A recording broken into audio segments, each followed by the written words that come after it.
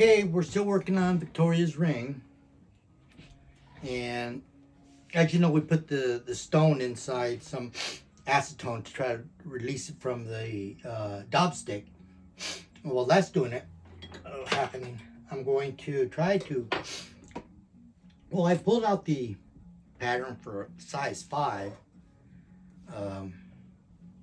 You can see the size 5 is a little bit bigger than the size 4 or 4.5.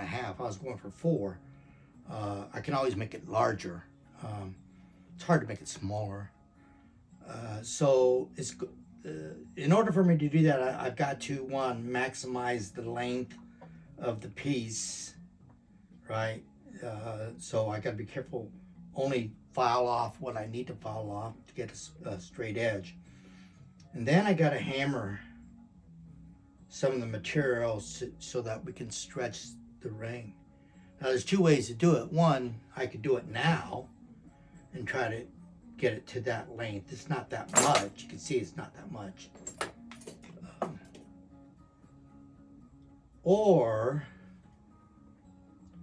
I could go ahead and finish it out as a 4, maybe a little bit bigger than 4, and then hammer it again when it's a ring form, which would probably be the best way, because then I'm maximizing the size of the edge to edge solder, so when these come around, and then and you want the ring to be as much of the silver as you can.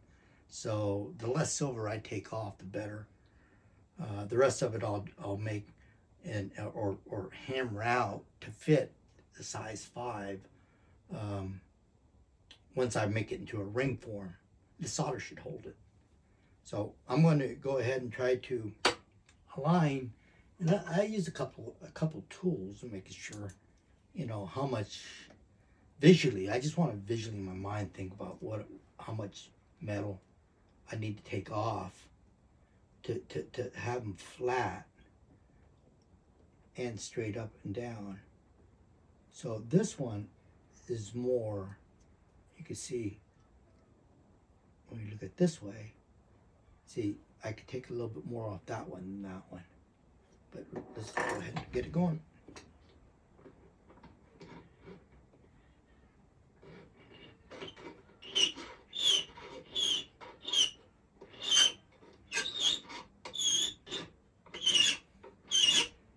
I want to draw file it instead of this stuff, because I can control the cut that way. I know it makes a funny sound, but that's the way it is. I'm gonna put my seat a little bit higher so I can have a better look at this.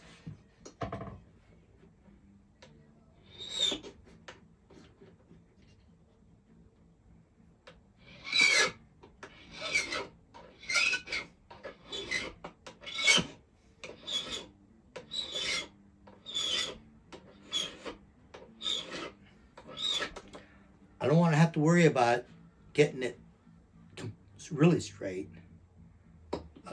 I just want to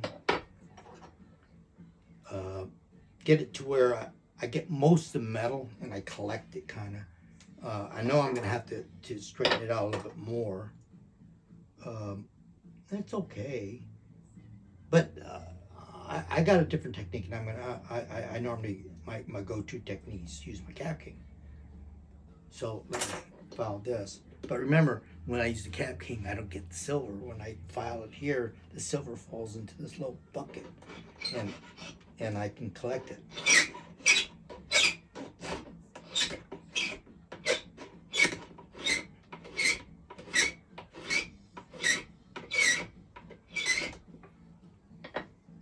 Like that. Okay, so it's really getting ready enough to form it, but before I do, I want to make sure that these edges are really indeed flat. So I'm going to go ahead and take them to another process where I'll show you how I pretty much sure that they're going to be flat, nice and flat for me. So I got a nice edge on it. All right, but they're pretty good. Soldering silver, yeah, you know, it's one of those get it close thing. Okay, show you that in a minute.